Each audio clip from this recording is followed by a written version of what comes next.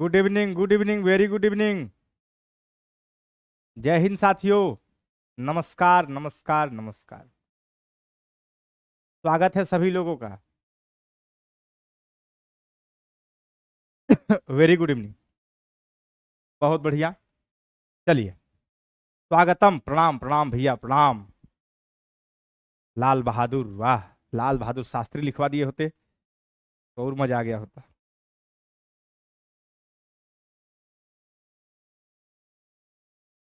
चर्चाएं कहाँ तक हो गई थी, उसकी आगे चर्चा होनी।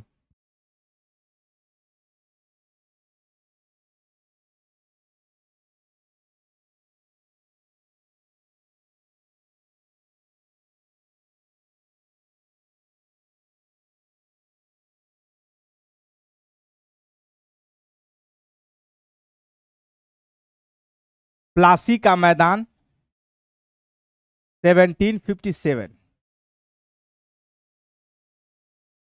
क्या निर्णय होता है? मीर जाफर गद्दी पर बैठते। 1757 टू 60। और मीर जाफर बहुत धन की बौछार।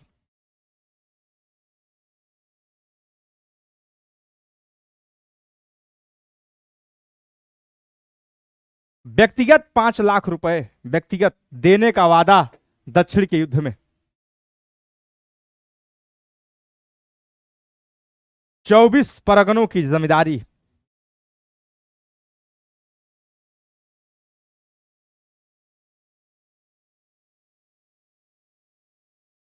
बहुत रुपया दिया। अंग्रेज थोड़ा सा भी होता कंपनी को तो तुरंत पैसा मांगती जाकर के, किससे? मीर जाफर से। मीर जाफर को देना पड़ता। क्यों? कंपनी ने इसको अपना पपेट बना लिया था।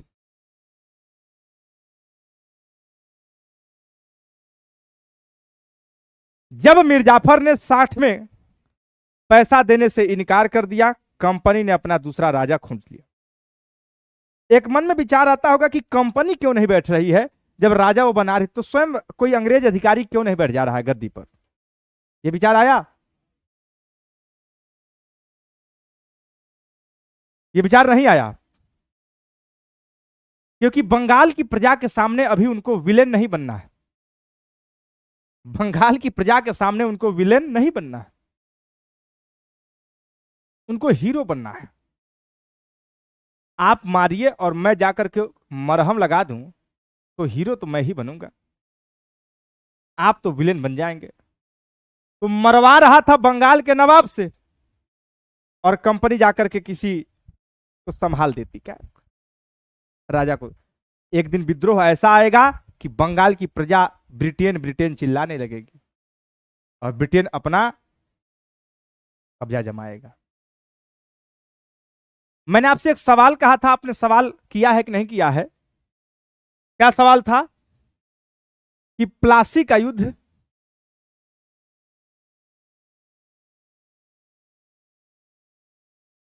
एक विश्वासघात था।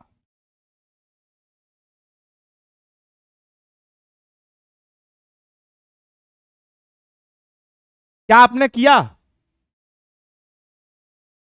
आप किए हो तो बताएं हमें, बताइए। डबल गेम खेल रहे थे? जी बिल्कुल नहीं किया। हाँ हरिवंश, बहुत अच्छा कहा तुमने, धीरे धीरे से आना चाहते थे। आयुषी पांडे जी पहली क्लास है, कोई बात नहीं, क्यों नहीं पहली क्लास है? किया था। चलो क्या किया होगा देखते हैं, कोई बात नहीं। आप प्रयास किए होंगे तो बड़ी अच्छी बात है। आपसे पहले प्रयास मैं किया, ये मैं लिखा और बनवाया हूं। प्लासी का युद्ध एक बड़ा युद्ध नहीं, बल्कि एक बड़ा विश्वासघात था। इस कथन का परीक्षण कीजिए, परीक्षण करना है आपको।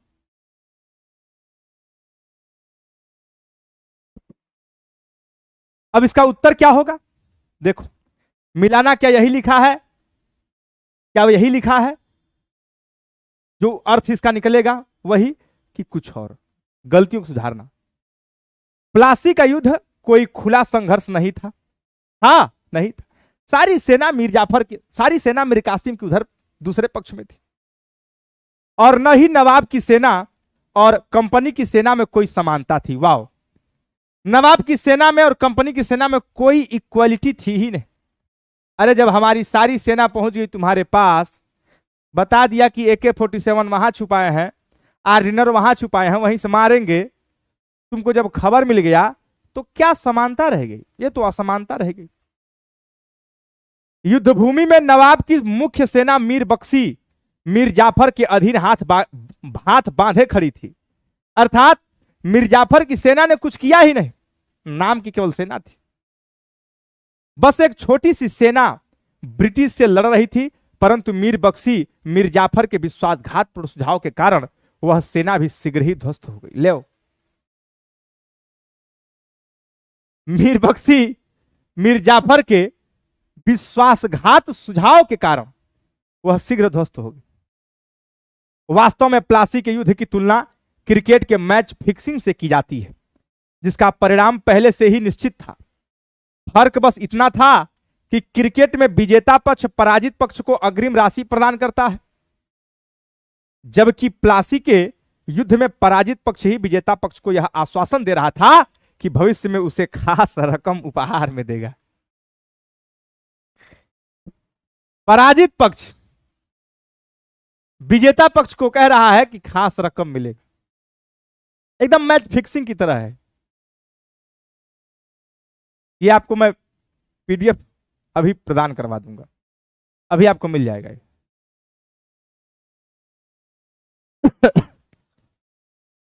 राहुल शुक्ला जी, ये कोई आंकड़ा नहीं है कि 3000 के अंग्रेज 50,000 पर भारी थे, गलत, उतना सैनिक थे ही नहीं, 400-500 लोग मरे थे केवल। मुकुल जी, कन्वर्ट टू इंग्लिश, बिल्कुल इसका इंग्लिश पैटर्न दिखाइए बच्चों को। शिव प्रसाद प्रजापति, खुश रहो बाबू।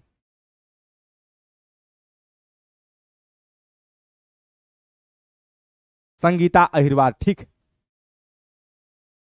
शिवांगी, क्लासेज हो चुके, हमको लगता है 3-4 क्लासेज हो चुके।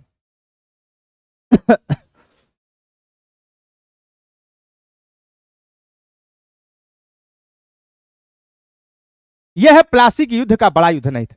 एक सवाल और, एक सवाल और, इन दोनों को इंग्लिश में भी भिजवा रहे हैं आपको, अभी प्रदान करवा रहे हैं। अब इसमें नहीं है तो हम एक्सप्लेन कर देते हैं पूरी तरीके से। क्या आप इस कथन से सहमत हैं कि प्लासी का युद्ध एक खुला संघर्ष नहीं था? सहमत हैं? इसलिए यह एक महत्वहीन घटना है। क्या कोई महत्व नहीं है? निर्णायक युद्ध बक्सर के युद्ध को ही माना जाना चाहिए। तो बक्सर के युद्ध को जब पढ़ेंगे तो इसको देख लेंगे, ठीक? कि अभी देख लिया जाए, अभी देख लेते हैं। यह सही है कि प्लासी का युद्ध कोई खुला संघर्ष नहीं था, यह एक बड़ा युद्ध होने के बजाय एक बड़ा विश्वासघात था। बिल्कुल सही है। इसने कहीं भी ब्रिटिश कंपनी की सैन्य श्रेष्ठता सिद्ध नहीं की। इसने यह कहीं भी सिद्ध नहीं किया कि ब्रिटिश की सेना भारतीय सेना पर भारी पड़ेगी, ऐसा नहीं सिद्ध किया इसने। क्रिकेट मैच फिक्सिंग की तरह इसका भी परिणाम पहले से निश्चित था। फिर यह भी सही है कि इसके पश्चात यदि ब्रिटिश कोई भी युद्ध हार जाते तो उन लाभों से वंचित रह जाते जो उन्हें प्राप्त हुआ। बहुत सही बात। अगर प्लासी के मैदान के बाद अगर कोई युद्ध होता ब्रिटिश सेना के साथ भारतीयों का और वह ब्रिटिश हार जाते, तब यह तय था कि इन लाभों से वह वंचित हो जाते जो बक्सर के बाद इनको मिला। बिल्कुल सही है। परंतु तस्वीर का एक दूसरा पहलू यह भी है कि ध्यान में रखने की आवश्यकता है कि प्लासी युद्ध के कई प्रत्यक्ष और अप्रत्यक्ष लाभ ब्रिटिश कंपनी को प्राप्त हुए थे जो निम्नलिखित। प्लासी युद्ध के पश्चात ब्रिटिश कंपनी को बड़ी रकम प्राप्त हुई। मैं क्या बताया हूं, बड़ी रकम प्राप्त हुई। ये क्या दे रहा है? ये प्लासी के बाद ही तो दे रहा है। धन की बौछार, 5,24 परगनों की जमींदारी। 24 परगनों की जमींदारी मतलब बहुत बड़ा हिस्सा, छोटा मोटा हिस्सा। एक जमींदारी के लिए लोग मरे जा रहे हैं। एक जमींदार अपने आप में बड़ा जमींदार है। एक जमींदार केवल अकेला। तुम्हारे क्षेत्र, तुम्हारे प्रांगण, तुम्हारे विश्वस्त स्थानों में एक होगा कोई। तुम्हारे पंचायत में एक जमींदार होता है। यहां 24 जमींदार अंग्रेजों के। सोचो कितनी बड़ी रकम है। क्या कह रहा है ये सवाल का उत्तर? ब्रिटिश कंपनी को बड़ी रकम प्राप्त हुई जो कंपनी के व्यापार में निवेशित किया गया। ये सब पैसा कहां? ईस्ट इंडिया कंपनी ने अपने व्यापार में डाला। बंगाल के व्यापार पर कंपनी का नियंत्रण स्थापित हुआ। ये तो सत्य हो गया। बंगाल का राजा कठपुतली है, जैसे मर्जी वैसे राज्य चलाते हैं, जिसका फायदा उठाकर कंपनी अन्य प्रतिद्वंदियों को बाहर कर दिया। जो इनके प्रतिद्वंद के खिलाफ खड़े हुए उनको बाहर कर दिया। मीर जाफर ने कहा 60 में पैसा नहीं दे पाए, कहा उतरो, मीर कासिम को बैठाओ। अभी मीर कासिम भी कहेगा तो उसको भी हटा देंगे सब। बंगाल के दस्तकारों पर ब्रिटिश कंपनी के नियंत्रण के कारण वे सस्ती दर पर व्यापारिक वस्तुएं प्राप्त कर सके। वाह! इन लाभों का फायदा ब्रिटिश कंपनी को प्राप्त हुआ और फिर 7 वर्षों के पश्चात ब्रिटिश कंपनी आसानी से बक्सर का युद्ध जीत सकी। इसलिए प्लासी और बक्सर के युद्ध को 2 पृथक युद्ध मानने के बजाय एक ही युद्ध के 2 चरण माने जाने चाहिए, पहला चरण और दूसरा चरण। अगर पहला न हुआ होता तो यह पहला ही तो बेस बना, बेस, और इसी बेस पर सेकंड की लड़ाई हुई और सेकंड परास्त, पूरा का पूरा यह पूरा साम्राज्य। अभी इसकी हम चर्चा चूंकि बैटल ऑफ बक्सर की कर रहे हैं, बक्सर के युद्ध की कर रहे हैं, तो चलिए हम उसी पहलू पर जाते हैं। प्लासी का युद्ध एक विश्वासघात था। अभी आपको पीडीएफ मिल जाएगा। अब देखना, मीर कासिम गद्दी पर बैठा,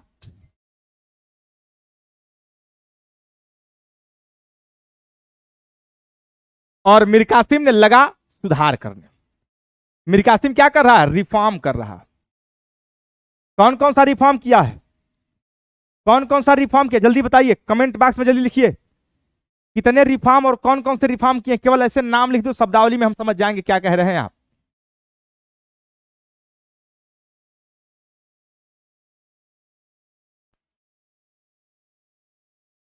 हाँ बिल्कुल, शिवांगी मिल जाएगा। अरे वाह, Sangeeta, very good. Economy, polity और मिलिट्री, बिल्कुल। नहीं राजा राहुल जी, हम पूछे 3 सुधार, उसमें कैपिटल तो पॉलिटी में सुधारेगा। बहुत बढ़िया, वेरी गुड, बहुत अच्छा।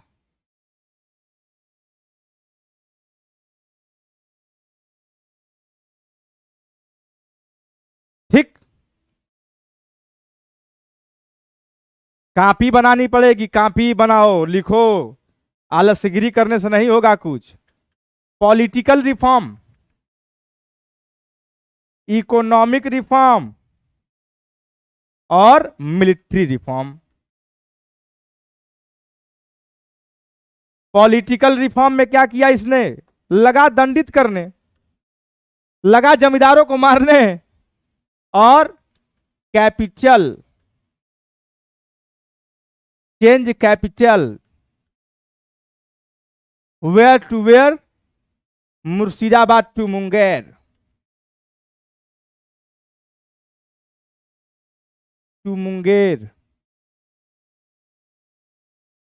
मुर्शिदाबाद से कहां? मुंगेर। इकोनॉमिक रिफॉर्म में बड़े सारे रिफॉर्म किए। हिजरी जमा टैक्स,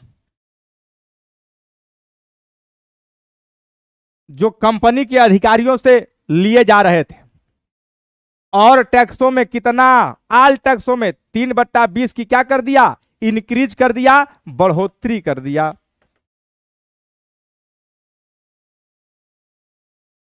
मिलिट्री रिफॉर्म में मुंगेर में, कहां पर? मुंगेर में तोपखाना बनवा दिया। और अकॉर्डिंग टू फ्रांसीसी मिलिट्री, फ्रांसीसियों के तर्ज पर सेना रखी।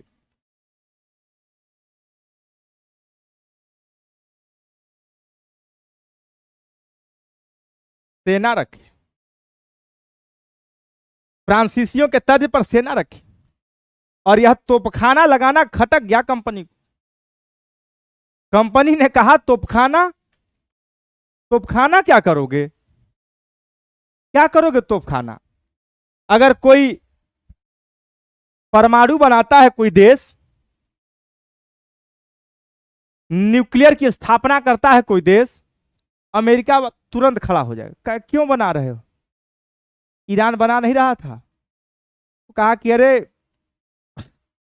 बच्चों को दिखाएंगे, तुमको किससे खतरा है, हम तुम्हारा साथ देंगे। अमेरिका का नियम यही है, झूठा वादा, कहा तुम्हारा साथ देंगे, तुम डोंट माइंड रहो। ईरान ने कहा बच्चों को अब दिखाएंगे रॉकेट कैसा होता है, तो कहा हमसे ले लो, काहे परेशान हो, हम दे देंगे। मतलब वो किसी को बनाने देना नहीं चाहता है। क्यों? दिक्कत है उसको। अगर कोई दूसरा न्यूक्लियर पावर बनेगा तो दिक्कत होगी दूसरे देशों को। हाँ, हमको कहाँ करने दे रहा था परीक्षण, करने दे रहा था? वो तो हम जबरन परीक्षण किए पोखरण में। तब दुनिया वालों को लगा कि रखा है असलहा भारत, कभी भी निकाल देगा, बस मार देगा, साफ हो जाएंगे। तो कंपनी नहीं चाहेगी कि तोपखाना बनाओ। और इसमें एक और झोल हो गया, सुनना ध्यान से। अब एक आर्मेनिया का व्यापारी, मर्चेंट आर्मेनियन, आर्मेनिया व्यापारी ने साल्टपीटर खरीदा, बारूद। और बारूद कौन बेच रहा था? कंपनी। ध्यान समझना, कहानी है बिल्कुल ये। कंपनी बारूद की मोनोपोली रखी थी। साल्टपीटर। अब बारूद लेने के लिए आर्मेनिया के व्यापारी इसके पास गया। खबर मिली कि आर्मेनिया का व्यापारी किसके लिए बारूद ले रहा है? तो मीर कासिम के लिए ले रहा है। ले हो ही गवा काम। अभी वो बंदूक बना रहा है, ये बारूद ले लिया, खरीद लिया, अब मारेगा।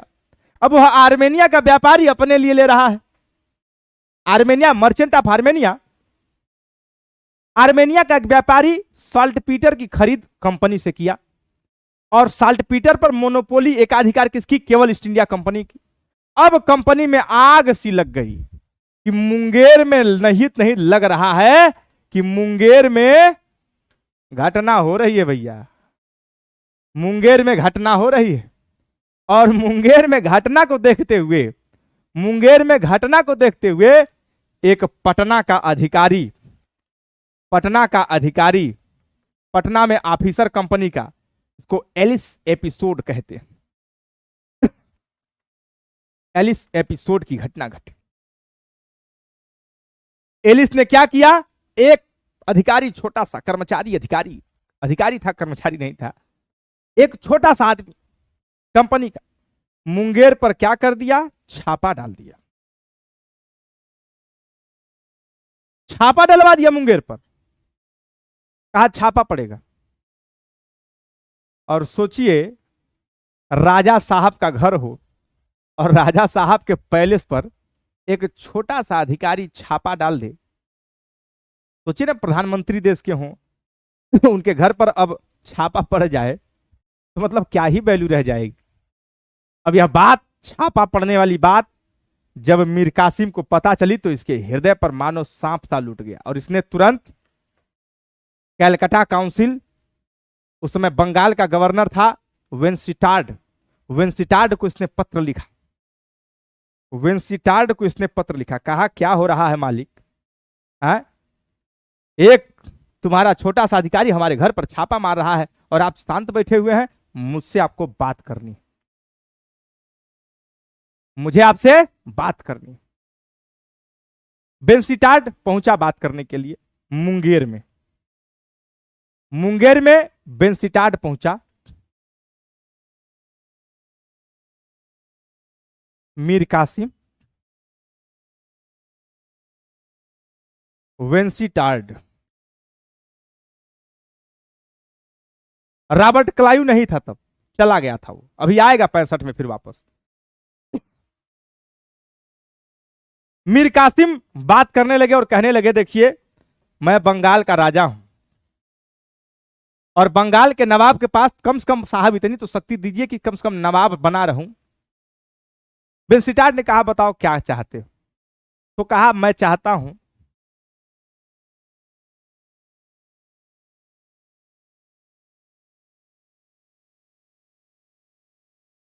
मैं चाहता हूं दस्तक देने का अधिकार, दस्तक देने का अधिकार केवल नवाब के पास। दस्तक केवल और केवल कौन देगा? केवल कौन देगा? नवाब देगा। केवल नवाब देगा दस्तक। पहला, नवाब ही दस्तक दे सकता है और कोई नहीं दे सकता है।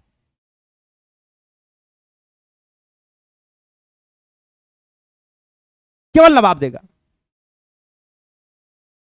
वेंसिटार्ड ने कहा ओके, क्योंकि मैं आपको बताया था कि यह जो दस्तक था, दस्तक को लेकर के ही तो बवाला था, और दस्तक दिया किसने था?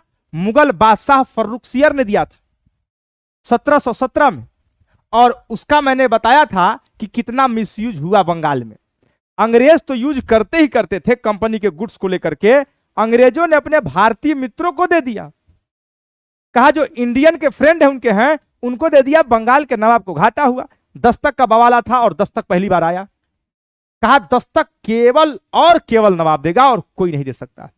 अगर हमारे रजिस्ट्रार ऑफिस से 10 दस्तक के दस्तकार चले गए हैं तो केवल 10 गुड्स ही, 10 पदार्थ ही, 10 वस्तु ही बिना टैक्स के आएंगी। वेंसिटार्ड का ठीक, केवल नवाब देगा। दूसरा, इनपुट ट्रेड, आंतरिक व्यापार,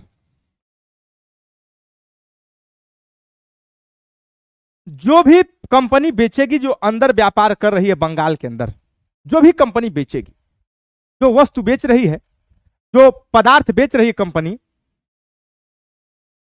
उस पदार्थ को जितने रुपए में बेच रही है, क्रय क्रय मूल्य पर जितने पर बेच रही है, उसका हमको 9% चाहिए। कितना चाहिए? 9% चाहिए। मतलब अगर 100 रुपए का एक सामान बेच रही है कंपनी तो 9 रुपए हमारे राजकोष में जमा हो जाने चाहिए।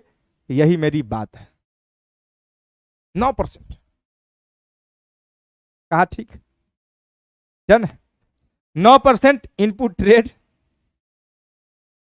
9% इनपुट ट्रेड, और इसके पश्चात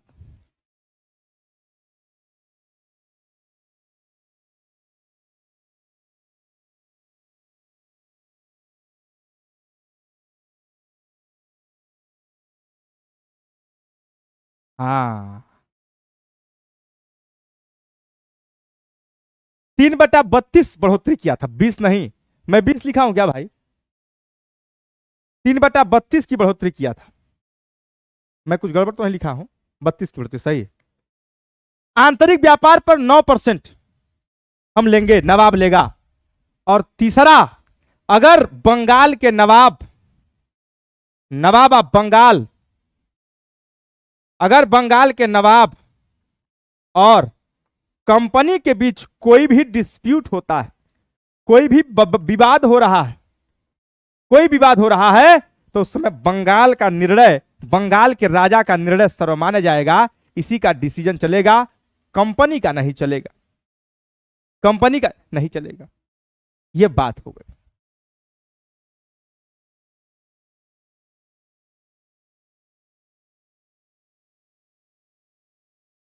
यह बात समझ में आई? साल्ट पीटर से घटना शुरू हुई।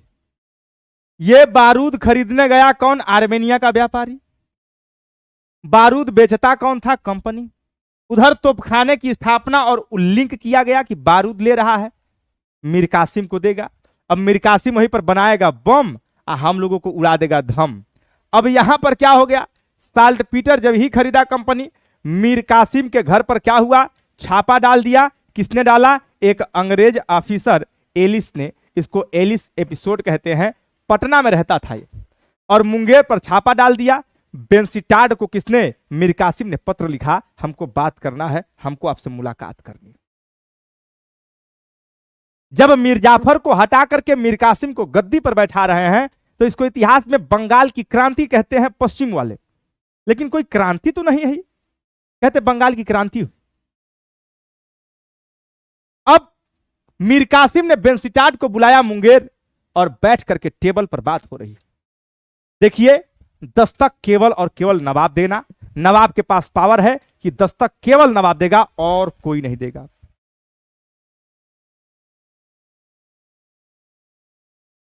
आप जितना भी सामान बेचेंगे, आपको मैं टैक्स फ्री तो कर दिया हूं, दस्तक दिया हूं, आप जितना भी सामान बेचेंगे उसका मुझे 9% चाहिए क्रय मूल्य पर। और यदि बंगाल के नवाब और कंपनी के बीच में कोई डिस्प्यूट हो रहा है किसी बात को लेकर के, व्यापार को लेकर के, स्थान को लेकर के, तो उस समय केवल केवल नवाब का निर्णय ही माना जाएगा और किसी का नहीं माना जाएगा। बेंसिटाड इस पर्चे को लिए और पर्चे को ले जाकर के कहा, कैलकाटा काउंसिल के सामने रख दिया, क्योंकि कलकत्ता परिषद थी ना यहां पे। अच्छा, इतिहास में इसी को मुंगेर समझौता के नाम से जानते हैं। मुंगेर समझौता के नाम से जानते हैं, यही यही बात, यही समझौते को। लेकिन कलकत्ता काउंसिल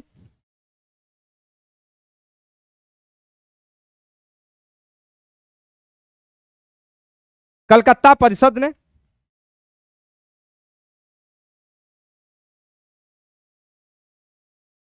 इस मुंगेर समझौते को फाड़ दिया।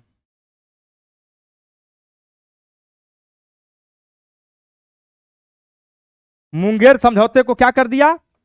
माना नहीं, अस्वीकार कर दिया। कहा, अरे ये बंगाल का नवाब जिसको हम बनाए हैं वो हमारे ऊपर शासन चलाएगा?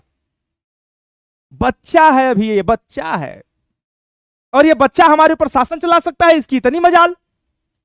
और कलकत्ता काउंसिल इस बात को कहते हुए पर्चे को फाड़ा। बड़ा बवाला हो गया। एक तरफ बंगाल का राजा जिसके अंदर महत्वाकांक्षा है राजा बनने की, और जिसके अंदर महत्वाकांक्षा है वो उसका बुरा समय हो तो रुक जाएगा, लेकिन क्रांति आंदोलन तो जरूर करेगा, निश्चित रूप से करेगा, जिसके अंदर महत्वाकांक्षा है। मीर कासिम को बात पता चली, अरे मुंगेर समझौता को कलकत्ता काउंसिल ने फाड़ दिया, मानेगी ही नहीं। तुरंत मीर कासिम ने फरमान जारी किया कि समस्त बंगाल में इनलैंड ड्यूटी को पूरी तरीके से समाप्त कर दिया जाए। इनलैंड ड्यूटी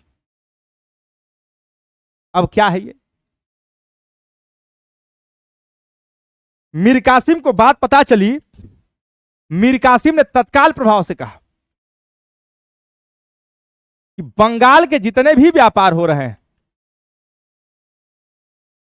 जितने भी व्यापार कर रहे हैं, चूंकि इसमें पुर्तगाली भी हैं, फ्रांसीसी भी बैठे हुए हैं, अन्य शहरों के क्षेत्रों के लोग बैठे हुए हैं, भारतीय व्यापारी भी हैं और ईस्ट इंडिया कंपनी भी है। बंगाल के व्यापार पर इनलैंड ड्यूटी, जिसको आंतरिक कर कहते हैं, inland duty, inland duty, inland duty क्या कर दिया? समाप्त कर दिया।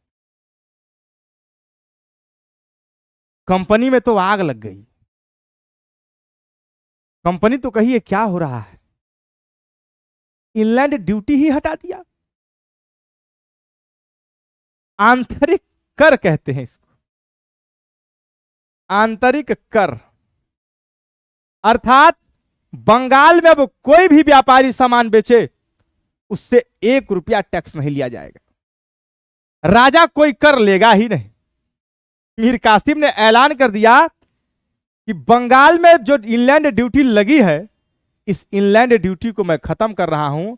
बंगाल के अंदर होने वाले व्यापार पर जो आज तक अन्य व्यापारी वर्ग हमको देते आ रहा है इनलैंड ड्यूटी 11%, 13%, मैं खत्म करता हूं। मुझे कुछ नहीं चाहिए, वो अपना व्यापार करे। अब सोचिए, फ्रांसीसी कंपनी है, ईस्ट इंडिया कंपनी है। फ्रांसीसी कंपनी आ रही है तो फ्रांसीसी कंपनी अगर सामान 100 रुपए का ला रही है, इस पर टैक्स लग रहा है, यह 113 की हो जा रही है, तो कम से कम 120 का बेचेगा। वो बेचेगा ना भाई, 5-7 रुपए लाभ नहीं कमाएगा तो क्या करेगा? अगर 100 रुपए का सामान उसने खरीदा, 13 रुपए उसने टैक्स दे दिया, तो 7 रुपए प्रॉफिट पाने के लिए वो 120 का बेचेगा। अब यही काम ईस्ट इंडिया कंपनी, कोई सामान पाई 100 रुपए का, एकदम गुणवत्ता वही, सामान वही, मटेरियल वही, 13 रुपया उसको टैक्स देना है, यह देना ही नहीं ईस्ट इंडिया कंपनी को। मैं बता चुका हूं दस्तक के माध्यम से। अब कंपनी को देना नहीं है, यह 110 में बेचेगी। अब तुम बताओ कि किसका सामान ज्यादा बिकेगा, कंपनी का बिकेगा कि फ्रांसीसी का बिकेगा? तो आप कहेंगे सर कंपनी का बिकेगा, बिकेगा ना। अब इससे क्या हुआ, जब ये भी 100 रुपए पर कोई 13 रुपया टैक्स नहीं दे रहे हैं, यह बेचने लगा 105 का। इनकी पुरानी रेट, बस धड़ाम से कंपनी की पूरी रेवेन्यू कलेक्शन गिर गई नीचे। यह ग्राफ जो अंग्रेजों का ऐसे चल रहा था, धड़ाक से नीचे गिरा। इनलैंड ड्यूटी हटा देने मात्र से इतना प्रभाव पड़ा। आप सोच रहे होंगे कि इनलैंड ड्यूटी क्या होता है, हटा दिया। आंतरिक कर, आंतरिक कर को हटा दिया और कंपनी को उनकी औकात दिखा दी कि कंपनी देखो हमारे बल पर ही तुम लोग जी रहे हो। अब सोचो, इनलैंड ड्यूटी हटा दिया, हां, ताकि अंग्रेज और सब लोग बराबर हो जाए। अंग्रेज क्यों चाहेंगे हमारे बराबर हो जाए भाई? अरे मैं तो चाहूंगा मेरे पर कोई टैक्स ना लगे। हैं? संजना अंबेडकर इनलैंड ड्यूटी को इंड करने से मीर कासिम को कोई लाभ तो नहीं हुआ, मीर कासिम को कोई लाभ तो नहीं हुआ, लेकिन यह बतिया नहीं माने तो उसके कलेजे पर चोट नहीं गई क्या? नहीं गई क्या? अंततोगत्वा कंपनी को नुकसान कराना था और उसने करा दिया। यही उसको लाभ है, यही उसको लाभ है, यही उसको लाभ है। इनलैंड ड्यूटी हटा दिया, पूरा माहौल गर्म हो गया।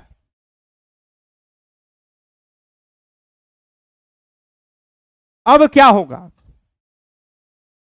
अब दशा ऐसी आ गई, यह ऐसा हड्डी हो गया मुंह का मीर कासिम अंग्रेजों के, न निकाला जाता और ना ही निगला जाता। अब ऐसी स्थिति में क्या हुआ कि तत्काल प्रभाव से मीर कासिम को हटाने की योजना शुरू हो गई और मीर कासिम भी सोचा कि अब चल नहीं पाएगा। तो मीर कासिम विचार कर रहा था कि क्या किया जाए। कहा अंतिम उपाय युद्ध, अब इनसे लड़ना पड़ेगा। मीर कासिम के मन में विचार आ गया कि बिना लड़े अब आजादी नहीं मिलेगी, बिना लड़े इनसे मुक्ति नहीं मिलेगी, इनको बंगाल से भगाना ही है, इनको बंगाल से भगाना है। बस मीर कासिम उधर डाइवर्ट हो गए और इधर 1764 में नया बंगाल का राजा बना दिया गया फिर से मीर जाफर। मीर जाफर फिर से गद्दी पर बैठ गया। लो, मीर जाफर फिर गद्दी पर बैठ गया 1764 में। और इस मामले को लेकर के जब मीर कासिम को फिर पता चला कि बंगाल का नवाब मैं नहीं रहा, तो वह तुरंत गया अवध। कहां गया? अवध। अवध में उस समय बैठे हुए थे आकर के अवध के राजा कौन? सुजाऊ दौला। बंगाल के कौन थे? मीर कासिम। क्या कहते हैं उसको? निर्वर्तमान बंगाल के नवाब। बंगाल का तो मीर जाफर हो ही गया था।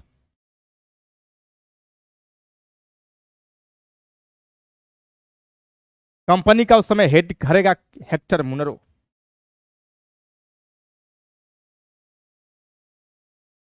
हेक्टर मुनरो दिल्ली के बादशाह रहेंगे, मुगल बादशाह सबसे ऊपर शाह आलम सेकेंड। दिल्ली, अवध, बंगाल। मीर कासिम पहुंचते हैं,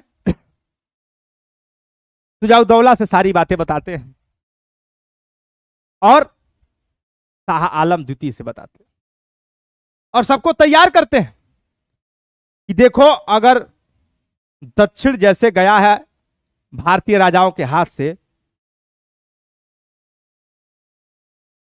हाँ, आयुषी पांडे मिर्जाफर पहले से था, उसका गद्दी पर था, सिराजुद्दौला का सेनापति था, भगा दिया गया, फिर वो बैठा।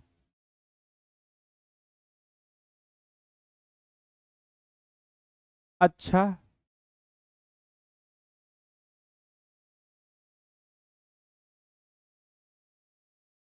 तीनों मुलाकात किए। मीर कासिम को अपने प्रतिशोध का बदला लेना है और भारत को अंग्रेजों के हाथ जाने से बचाना है। लेकिन मैंने पहले कहा कि बंगाल के बैंकरों ने प्लासी की लड़ाई में बंगाल के बैंकरों ने और यही मीर जाफर ने बंगाल को अंग्रेजों के हाथों बेच दिया था। यही अभी तुमको क्या दिखाया हूं, यह बक्सर का युद्ध केवल प्लासी का सेकंड चरण है और कुछ नहीं। यह प्लासी का केवल दूसरा चरण है और वह सेकंड चरण में आ रहे हैं, केवल भूमिका तैयार हो रही। मीर कासिम, सुजाउद्दौला और शाह आलम तीनों की अलायंस बनी, जिसको कहते हैं ट्रिपल अलायंस। क्या कहते हैं उसको? Triple alliance. और इन दोनों के बीच में ट्रिपल अलायंस तीनों के बीच में बनी।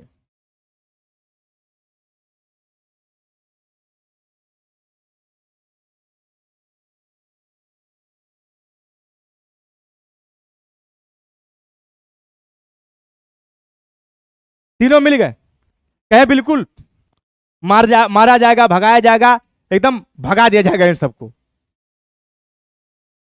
सुजाउद्दौला अवध के नवाब,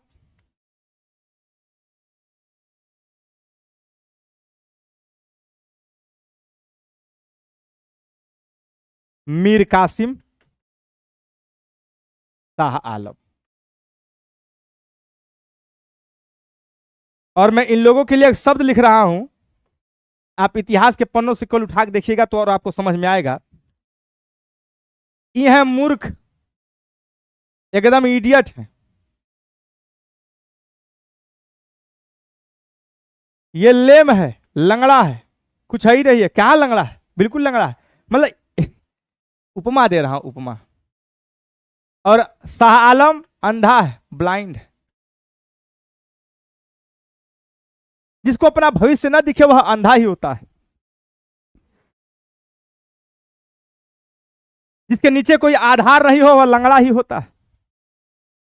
और जिसको समझ ना हो कि कैसे प्रशासन को ठीक ठीक तरीके से चलाया जाता है और विदेशी पक्षों से कैसे निपटा और समझा जाता है, वो मूर्ख ही है।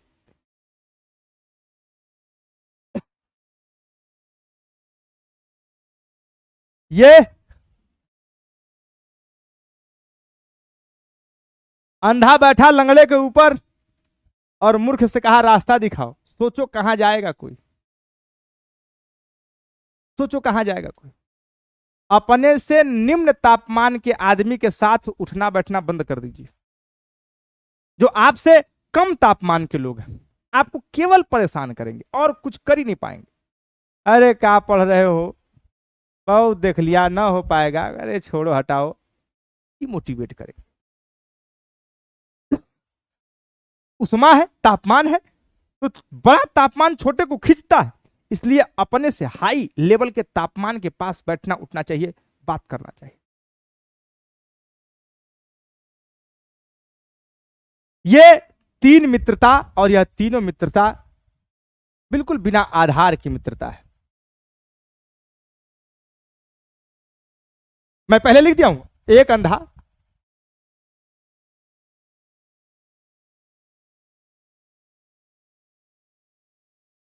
परिणाम 1764 बक्सर का युद्ध।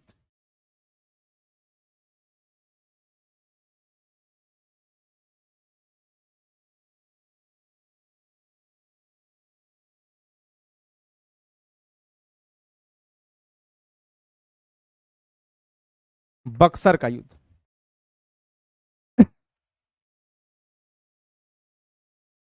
ट्रिपल अलायंस,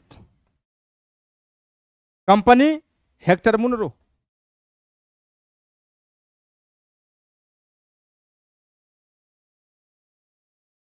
जीत गया, हार गए। सबसे बड़ी सेना हार गई, दिल्ली। दिल्ली अब तो इनके हाथ में मोती लग गया, मोती। कहा पैसा तो मिल गया था, अब राज चाहिए था, वो भी मिल गया। जीत गए। कंपनी को याद आया कि इसकी नींव कौन रखा था। प्लासी पहला चरण और बक्सर दूसरा चरण, अलग अलग युद्ध नहीं है।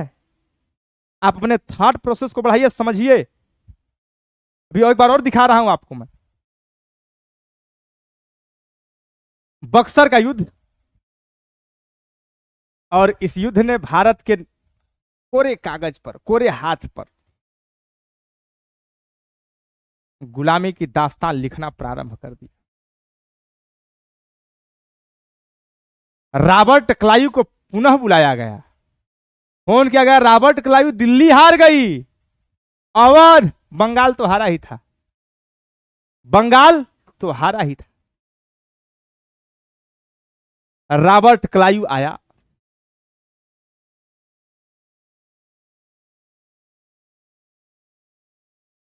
Seventeen 1665 treaty of Allahabad. Allahabad की संधि। क्यों? रॉबर्ट क्लाइव न्यू रखा, इसलिए बुलाया गया। अब यहां देखना कि जो हमारा सवाल है उसका उत्तर क्या बैठ रहा है।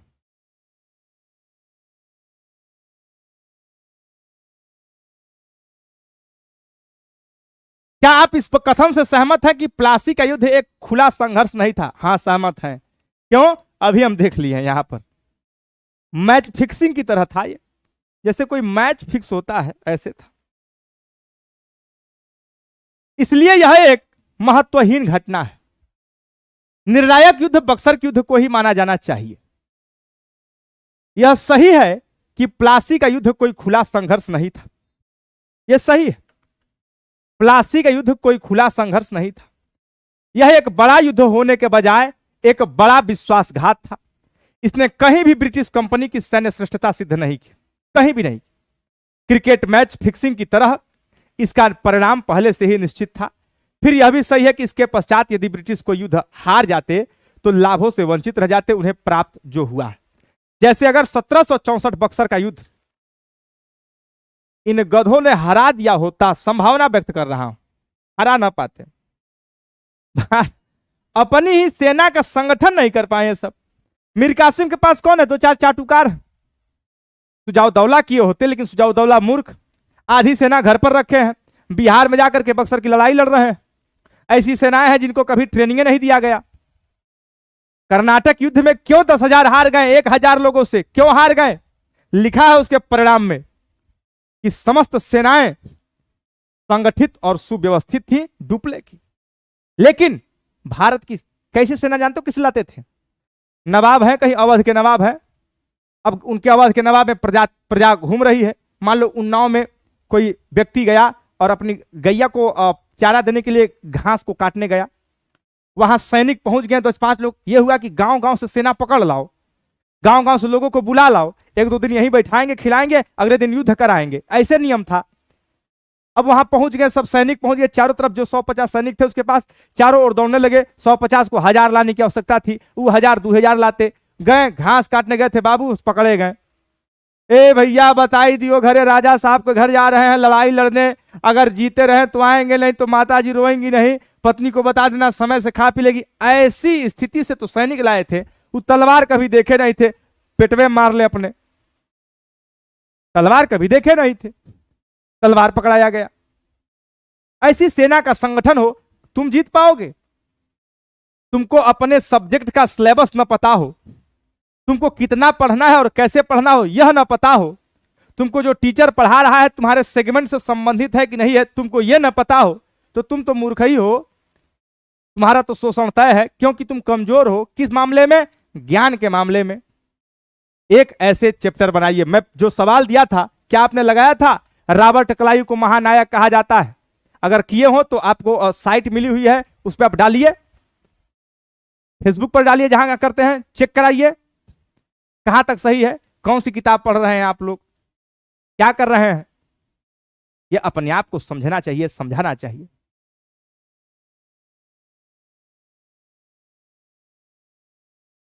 कमजोर व्यक्ति का सदा शोषण होता है। नो बुक, अब बताइए नो बुक है तो बताइए नो बुक से कैसे काम चलेगा? बात यह नहीं है कि आप पेमेंट कर दिए हैं 100 रुपया या 200 रुपया, जो भी इसका कास्टिंग चार्ज हो। बात यह है कि पढ़ कितना पा रहे हैं, बात यह आप समझ कितना पा रहे हैं, हमसे सीख कितना पा रहे हैं। अब ऐसी दशा पे है, अगर ये गधवा हरा देते हैं तो ये लाभ नहीं मिलता जो ये लाभ दिखा रहा हूं तुमको। प्लासी के युद्ध के बाद कंपनी को बड़ी रकम प्राप्त हुई। बंगाल के व्यापार पर कंपनी का नियंत्रण हुआ।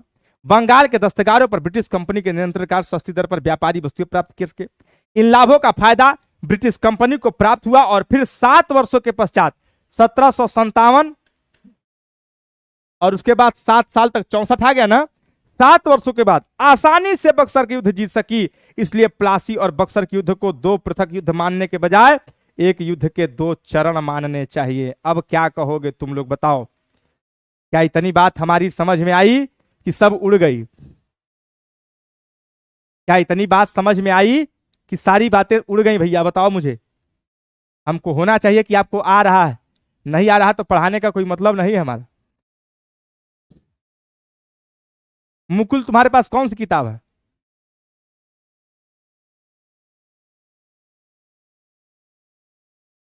एक कह रहे गुप्ता को रोशनी का सर कुछ उड़ गया कुछ है। ध्यान से सुना करो, केवल सुना करो, सुनने से बहुत सारी चीजें समझ में आती है। चलिए, बहुत लोग कह रहे हैं, बहुत अच्छी बात कह रहे हैं।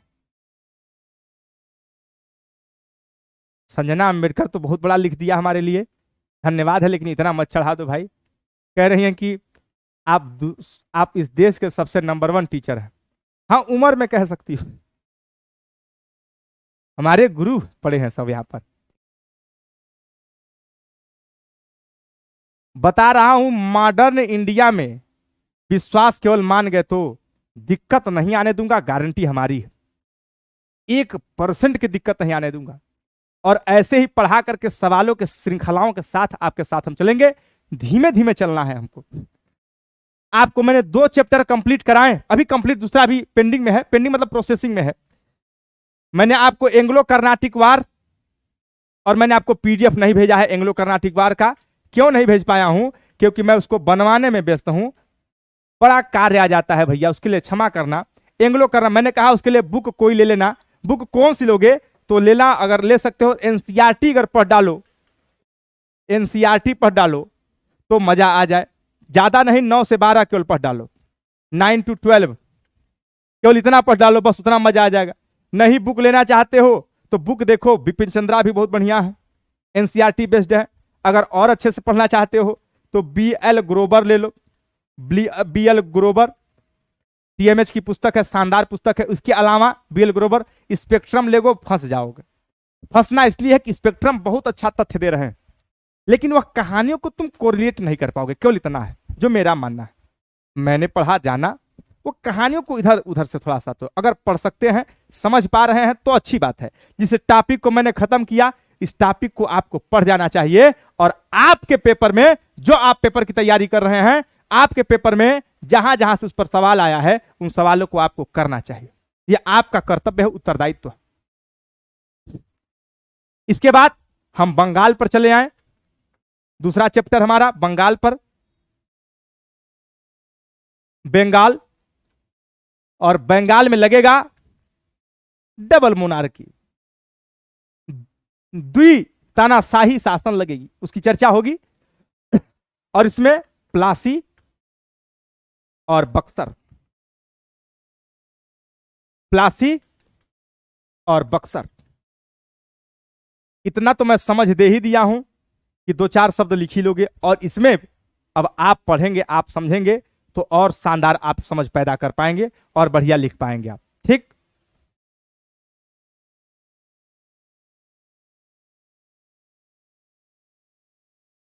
हाँ, मुकुल आता है, इंग्लिश में आ जाएगा। अच्छा अच्छा, ऑप्शन के साथ उत्तर भी होना चाहिए, और जो आप पीडीएफ देते हैं उसमें कुंजी नीचे होती है। कहाँ की बात कर रहा है? अभी तो मैं कोई पीडीएफ नहीं दिया इसमें तुम्हारे बैच में।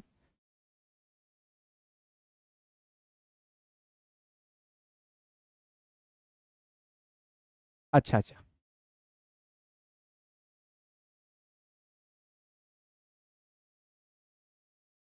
और बताओ।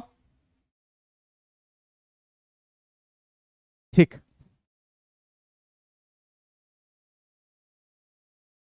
तो अब यही बात हमारी रहेगी, और ऐसे ही आपको कराया जाएगा, समझाया जाएगा, एक एक बात को समझा जाएगा, पढ़ा जाएगा, और बहुत आराम से चला जाएगा। कोई जल्दबाजी तो है नहीं, समझ पा रहे हैं? ये ट्रीटी ऑफ इलाहाबाद, इलाहाबाद की संधि,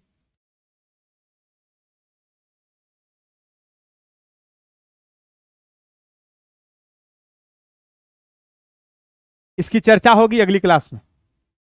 आज इतना ही रहने देते हैं, नई बात रहेगी, नया जोश रहेगा। बहुत बहुत धन्यवाद। जय हिंद।